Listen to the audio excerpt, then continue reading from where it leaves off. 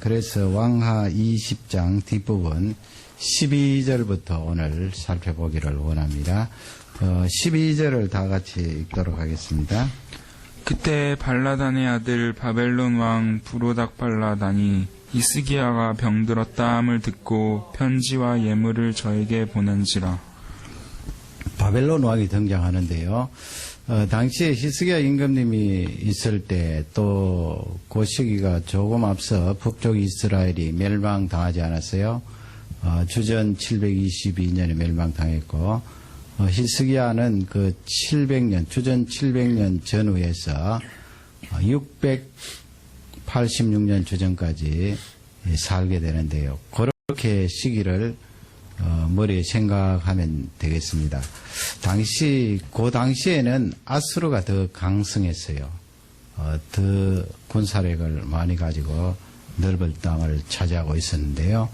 그 바벨론이 지금 12절에 등장하는데 이 바벨론은 사실은 지금 겨우 일어서는 그 시점이에요. 더욱이 아수르 이 나라에서 바벨론 왕을 축출을 했습니다. 그래서 이 남쪽으로 내려가서 거기서 자리를 잡고 기회를 엿보고 있는데 나중에는 이제 아수르가 멸망당하고 바벨론이 강성한 대제국이 되어서 이 중동 지역을 장악을 하게 됩니다. 지금 그 12절 말씀에 보면 바벨론에서 사신을 보냅니다. 거기에 자세히 보면은 예물까지 보내고 왕이 또 친히 편지를 써서 유다 왕, 조그마한 나라 왕이잖아요. 히스기야에게 편지를 보내고 사신을 보내고 많은 예물을 가지고 그렇게 왔는데 왜 이렇게 바벨론 나라에서 사신들을 보냈는가? 지금 12절 말씀에 보면 히스기야가 병들었다는 것을 듣고 그렇게 되어 있잖아요. 그러나 우리 번역에는 병들어서 아픈 그 시점에 사절달이 맞는가 그렇게 생각할 수가 있는데 그렇지 않습니다. 히스기야 임금이 병들어서 하나님 앞에 기도해서 응답을 받고 고침을 받은 이후에요. 원래 시제가 완료 시제로 되어 있기 때문에 히스기야가 고침받고 나서 그리고 앞쪽에 우리가 살펴본 대로 아시리아 나라가 예루살렘을 포위했다가 하루아침에 이 군사 18만 5천 명을 잃게 되지요. 대승리를 거뒀잖아요. 히스기야가 손 한 번 쓰지 않고 하나님의 능력으로 아시리아 나라를 물리치게 되었는데요. 바벨론 나라에서 그 소식을 듣게 된 것입니다. 아시리아 나라를 물리쳤다. 그 조그마한 나라가 대제국을 물리쳤다는 그 소식이 있고 또 히스기야 임금이 병들었는데 능력으로 고침을 받았다는 그 소식을 들었어요. 그래서 이 바벨론이 사실은 유다 나라와 손을 잡기 위한 그런 나라와 나라 사이에 그런 정책적인 전략적인 그런 내용이었어요. 사신들을 보내고 예물을 보내고 편지를 써서 보내었습니다. 그러니 나중에 대제국 바벨론으로 생각하지 마시고 이제 지금 바벨론이 점점 커지려고 하는 그 시점이에요. 그런 상황에서 아시리아가 여전히 강성하기 때문에 이 바벨론 나라가 유다 나라와 손을 잡기 위하여서 사신들을 보낸 것입니다. 그것을 성경은 기록을 하고 있는데 히스기야가 그 사신들 앞에 무엇을 했는가 하면 13절에 나와 있습니다. 13절을 다 같이 읽겠습니다. 히스기야가 사자의 말을 듣고 자기 보물고의 금원과 향품과 보배로운 기름과 그 공고기와 내탕고의 모든 것을 다 사자에게 보였는데 무릇 왕궁과 그 나라 안에 있는 것을 저에게 보이지 아니한 것이 없느니라. 거기 내탕고도 나오고 보물창고도 나오는데 내탕고도 궁궐 안에 있는 보물창고라고 보면 됩니다. 옛날에는 왜 향료가 많았잖아요. 비싸고. 그래서 그런 향료, 보물들 쌓아놓는 왕실의 창고예요. 보물창고는 잘 아시는 대로 각종 은근보화가 가득 쌓여 있는 그런 웨어하우스라고 그럴까요? 궁궐 안에 있는 큰 창고였습니다. 또 무기고도 활짝 열어서 바벨론 사신들에게 보여주었습니다. 바벨론이 그 편지를 보내어서 아마 그 내용이 우리 같이 손을 잡자, 그러면 아시리아 나라를 대적할 수 있지 않느냐, 그런 내용이겠지요. 히스기야 임금님도 그 바벨론 나라에서 온 편지를 읽고 사신들의 말을 듣고 이렇게 활짝 열어 제낀 거예요. 은근보화 창고를 열어 제끼고 또 향료 창고를 열어 제끼고 또 무기고를 다 열어서 보여줍니다. 그렇게 보여주는 이유가 무엇입니까? 우리도 이만한 힘이 있다. 특히 얼마 전에 그렇게 아시리아 제국이 우리를 침략했을 때 하루아침에 승리를 거두고 우리가 이길 수 있게 된 것이다. 무기고도 보여주고 또 우리 유다 나라가 그렇게 크지 않지만 이렇게 각종 은근보화가 가득 쌓여있기 때문에 경제적으로도 튼튼한 나라다 하는 것을 바벨론 나라에게 보여준 것입니다. 이것은 히스기야 왕이 속으로 은근히 무엇이 있다는 것입니까? 기도라고 하면 하나님을 의지하고 하나님께 매어 달리는 거 아닙니까? 이 세상에 여러 가지 방법, 대안들 많이 있지만은 가장 먼저 하나님 앞에 나아가서 하나님께 기도드립니다. 하나님을 바라봅니다. 그렇게 해서 히스기야가 응답을 받았지요. 아수르 제국이 쳐들어와서 그렇게 에워살 때 다른 방법도 없었습니다만은 그러나 이 왕이 염려하지 않고 선지자의 말씀을 의지해서 예루살렘 성전에 올라가서 하나님 앞에 가장 먼저 기도하고 자기가 또 죽고 살지 못하리라 하는 선지자의 말씀을 듣고 모든 방법들을 다 포기하고 이 성전에 들어가서 벽을 향하여서 자기 얼굴을 그쪽으로 향하여 하나님 앞에 간절히 기도했던 히스기야 임금님, 기도의 사람 아니에요.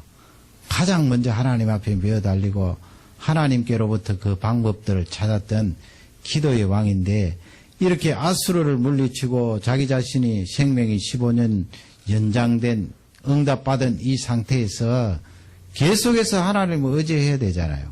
하나님을 바라보고요. 그러나 히스기야 임금님이 그런 부분에 있어서 지속성이 없다는 거예요.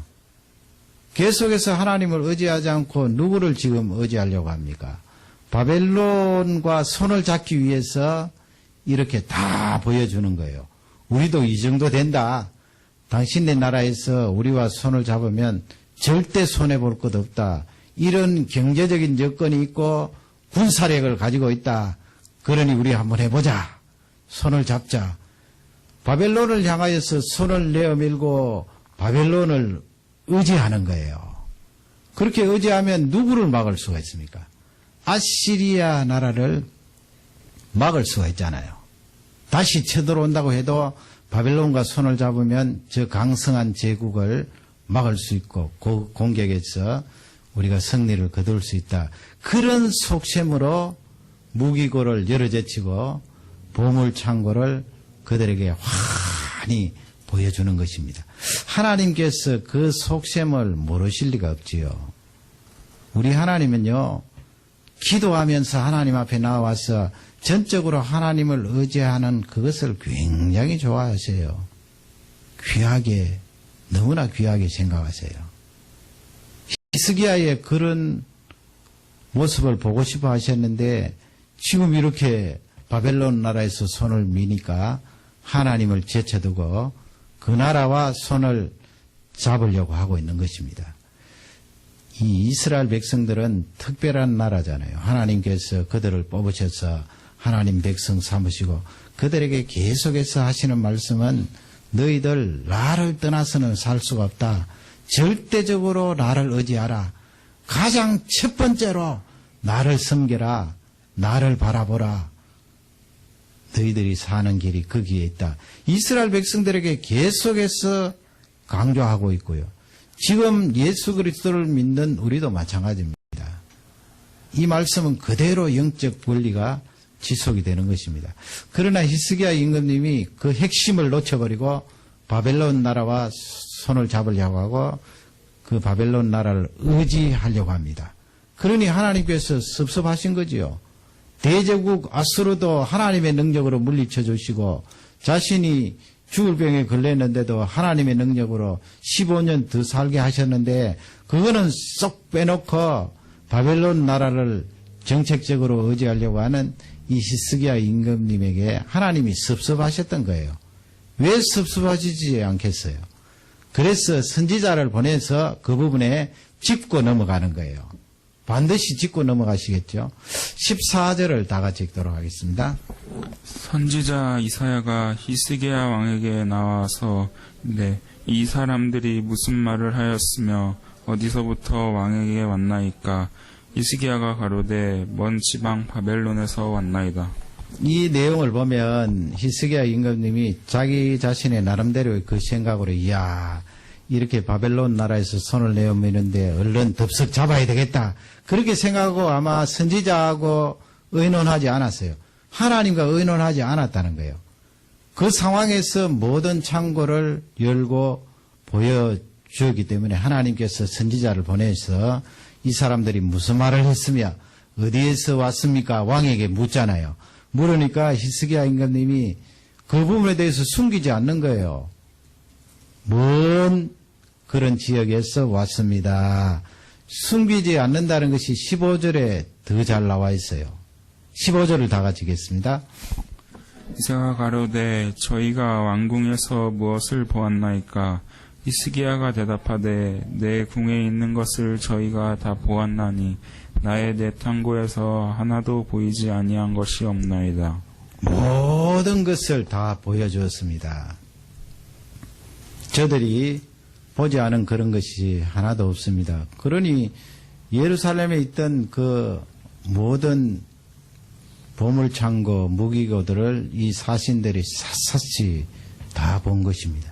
이렇게 선지자 앞에 그냥 있는 그대로 다 이야기한 것으로 봐서 히스기야 임금님이 지금 자기가 하나님 앞에 어떤 섭섭한 그런 행동을 하고 있다는 것을 잘 모른 것 같아요. 영적으로 둔감한 거 아니에요. 찔끔해서 조금 움츠릴 만도 한데 그냥 있는 사실 잘한 것처럼 당당하게 그렇게 선지자 앞에 이야기를 했는데 히스기야가 놓치고 있는 거예요.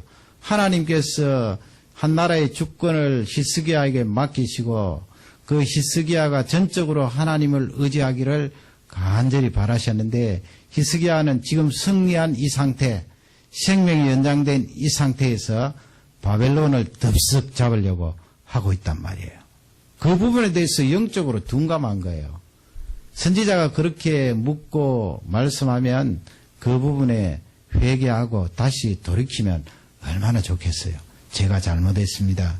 그 바벨론과 손을 잡으려고 하고 의지하려고 했던 모든 것을 내려놓겠습니다. 그렇게 돼야 되는데 그걸 못한 거예요. 그러니 하나님께서 그 히스기야를 향하여서 말씀을 주시는데 그 말씀의 내용 16절부터 쭉 나와 있습니다. 17절을 다 같이 읽겠습니다.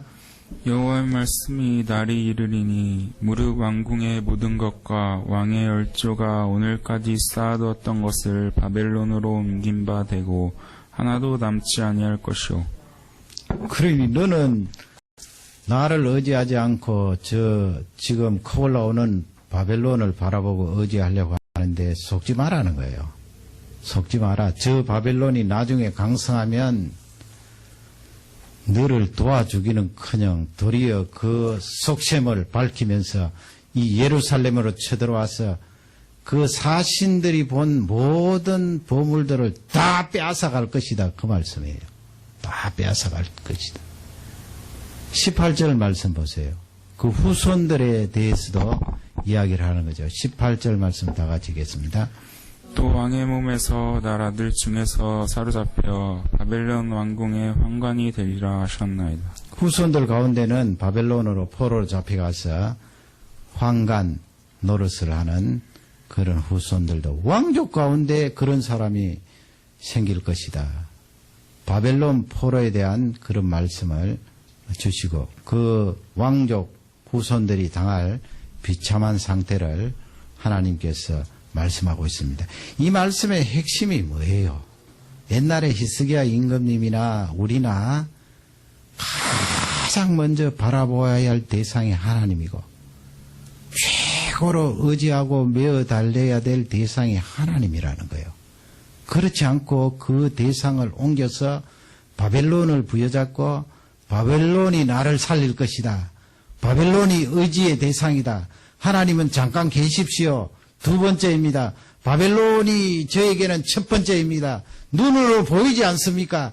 저 커 올라오는 바벨론을 통하여 내가 힘을 얻고 아수르를 물리칠 것입니다. 그렇게 되면 성공할 것 같고 강성할 것 같고 아시리아를 물리칠 것 같지만 그렇지 않다는 거예요. 속지 말라는 거예요. 내가 그토록 의지하고 메어 달리는 그 대상 때문에 망한다는 것입니다. 결국은 내가 의지하고 메어 달렸던 그 대상이 나의 것을 빼앗아가고 나를 망가뜨린다는 그런 말씀 아니에요. 히스기야가 의지하려고 했던 그 바벨론 나라가 나중에 어떻게 되죠? 불과 100년 뒤에 유다 나라를 완전히 침몰시켰잖아요. 의지의 대상이 아닌 거예요. 누가 힘을 실어서 나를 도와주고 나를 강성하게 합니까? 하나님을 첫 번째로 의지하고 그분을 바라보고 메어 달릴 때에 하나님께서 나에게 은혜를 베푸셔서 그런 나라를 붙여줄 수도 있고 그런 사람도 보내어줄 수 있지만은 가장 중요한 것은 하나님을 첫 번째로 의지하고 메어 달려야 된다 하는 것을 우리에게 철저히 강조하고 있습니다. 지금도 변함이 없는 거예요. 히스기야 임금님은 그 부분에 대해서 놓쳐버리고 말았습니다. 이렇게 후손들에 대해서 또 예루살렘에 대해서 하나님이 말씀을 주셨을 때 이 히스기야 임금님이 19절에 가면 무엇이라고 대답합니까? 참 희한한 대답을 합니다. 물론 역대기에 가면 조금 다른 관점으로 그렇게 기록을 합니다만 그때 가서 그 내용을 살펴보고 오늘은 이 왕하에 기록된 20장 19절 내용을 히스기야 말이지요. 다 같이 읽도록 하겠습니다. 히스기야가 19절입니다. 다 같이 읽습니다.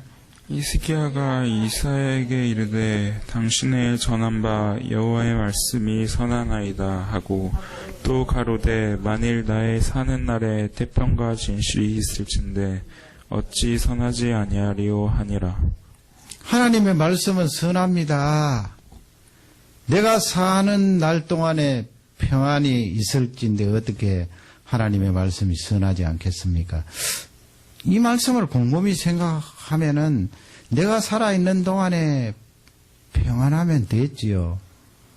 조금 더 심하게 말하면 내 후손들까지 후대까지 내가 생각할 것이 있습니까? 하나님께서 내가 살아있는 이 동안에 생명도 연장해 주시고 평안함과 또 안녕을 허락해 주시면 그것으로 만족합니다. 그러니 하나님의 말씀은 선합니다. 이게 굉장히 자기 자신의 안일에 빠져 있는 그런 왕의 말이에요. 당장 하나님 앞에 무릎을 꿇고 하나님 아버지 제가 바벨론을 의지하려고 했습니다. 얼마 전에 아수르를 물리친 것도 하나님의 능력이요. 자기야 뭐 힘 한번 사용했습니까? 하나님이 다 하셨는데 죽을 병에 들려서 고쳐주신 분도 하나님이신데 제가 계속 기도하면서 하나님을 의지하고 하나님을 바라봐야 되는데 그렇게 하지 못했습니다. 그렇게 나와야 되잖아요. 그렇게 회개하지 않고 도리어 하나님 말씀은 선합니다. 지당하십니다. 당대에 나에게 평안을 주신다고 하니까 후대에 무슨 일이 일어나든 하나님의 말씀은 선할 뿐입니다.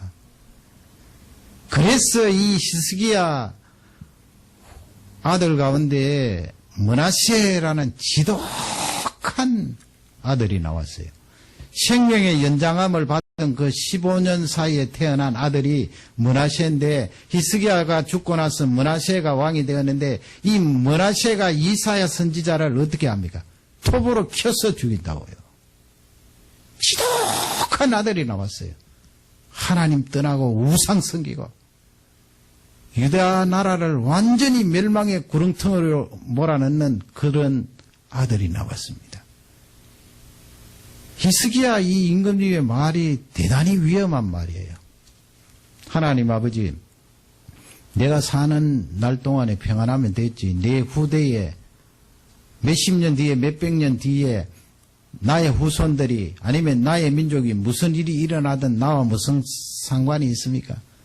그렇게 나오는 것은 맞지 않다는 거예요. 하나님의 자녀가. 그러기에 우리는 하나님 앞에 후대를 위해서도 기도하고 이 자손들이 믿음의 길을 걸어가도록 굉장히 노력하고 힘써서 가르치고 기도해야 되는 것이 사실이에요. 이런 말을 들을 때 히스기야가 지를 뒤집어 쓰고 베옷을 입고 통곡하고 금식했더라면 얼마나 좋았을까요? 그렇게 하면 하나님께서 그 왕족 가운데 환관을 피할 수 있는 길을 준다든지 다른 방법을 또 주실 거 아니에요. 그러나 히스기야는 결국은 자기가 바벨론을 의지하려고 했던 그 내용, 후손들에 대한 그 말씀을 그냥 건너뛰어버리고 당대에만 평안하면 됐지 하나님 그 말씀이 선합니다. 그렇게 해서 이 장면에서 넘어가는 것을 볼 수가 있습니다. 오늘 주시는 귀한 말씀은 우리는 가장 먼저 하나님 앞에 매어달리고 의지해야 된다 하는 귀한 메시지예요. 우리의 의지의 대상은 이 세상의 어떤 것도 아니다. 어떤 인물도 아니다 하는 것을 잘 말씀해 주고 있습니다. 하나님을 의지하고 하나님 앞에 매어달리면 하나님께서 거기에서 길을 열어주시고 사람을 만나게 하시고 긍휼을 다해 주신다 하는 것을 꼭 잊지 마시고 이날도 기도하여서 하나님과 만나는 저녁이 되시기를 주님의 이름으로 축원합니다. 다 같이